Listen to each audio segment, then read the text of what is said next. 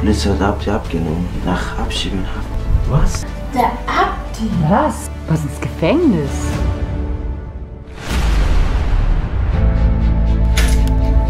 Weißt du, was mich nervt zurzeit? Wenn du durch Eichstätt durchläufst. Ich habe jetzt nichts gegen Ausländer, aber du siehst einfach nur noch Flüchtlinge.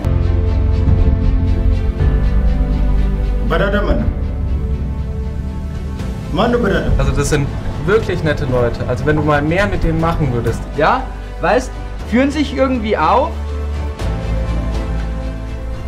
Also voll der Mist, wirklich. Weißt du, wenn wir das bei denen machen würden, dann würden wir da vielleicht sogar eingesperrt werden.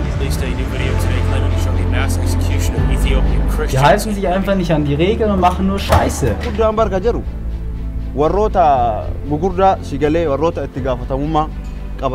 Wegen Hitler ein Muster war, muss man nicht denken, dass die alle Deutsche schlecht sind. Warum sind Sie nach Deutschland gekommen?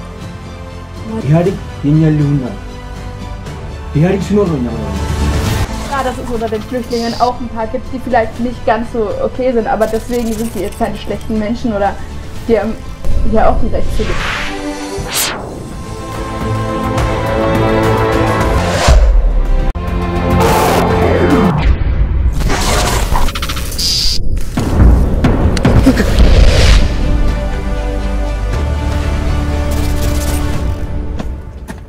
Und komm bloß nicht wieder! Weißt du was, Arschloch? Verpiss dich! Ich würde mich diese Woche mal ins Flüchtlingsheim schauen. في هذا لسه مبرا ሁለት ዓመት ሙሉ ያልጠየቁትን ጥያቄ በአሁኑ ሰዓት እየጠየቁ Ich liebe Deutschland, Freiheit, gut. Cavolo. Germany indemi.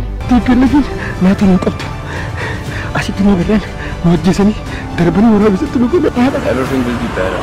Just believe in it.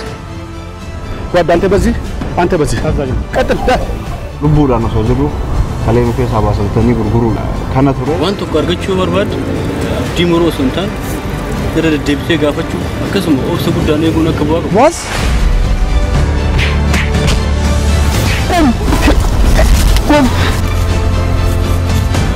من عبد الله الجند قبل ما عنده لا كبر كانوا مفلقوا